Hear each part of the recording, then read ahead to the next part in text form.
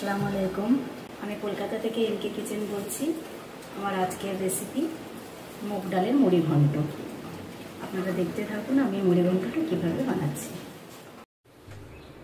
আমার এই মুড়ি ঘন্টটা বানাতে যে যে উপকরণগুলো লাগবে সেগুলো হলো এখানে আছে 100 গ্রাম সোনা মুগ ডাল, আদা রসুন বাটা, লঙ্কা বাটা, পেঁয়াজ, ধনের গুঁড়ো, জিরের গুঁড়ো, গুড়, এখানে আছে সরিষার তেল, তেজপাতা আর গোটা গরম মশলা।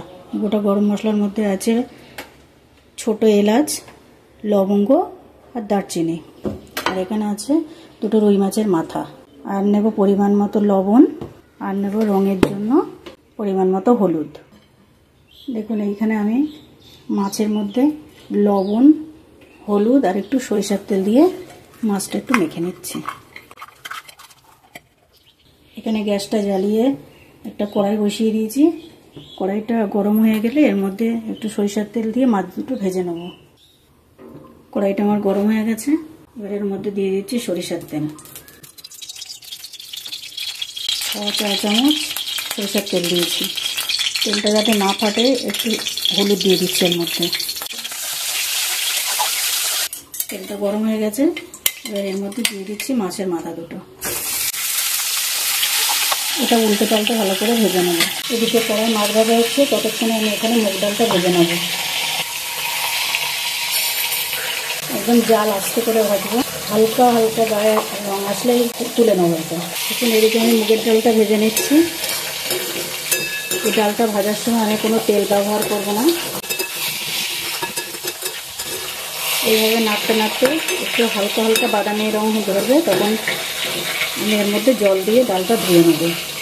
দেখুন সে ভেজে রাখা ডালটা ভালো করে জল দিয়ে একবার ধুয়ে আবার একটু জল দিয়ে এই প্রেসার কুকারে বসিয়ে দিয়েছি। একটা সিটি দেবো। ডালটা খুব বেশি গলে গেলে হবে না, গোটা গোটা থাকবে। এদিকে আমার মাছটাও ভাজা হয়ে গেছে, ভাজা মাছটা তুলে নেব।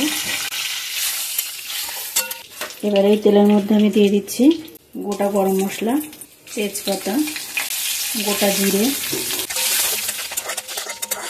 এবার দিয়ে দিচ্ছি কুচিয়ে রাখা পেঁয়াজ।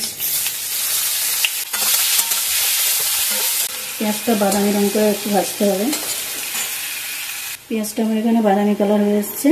এবার আমি এর মধ্যে দিয়ে দিচ্ছি 2 চা চামচের মতন আদা রসুন বাটা।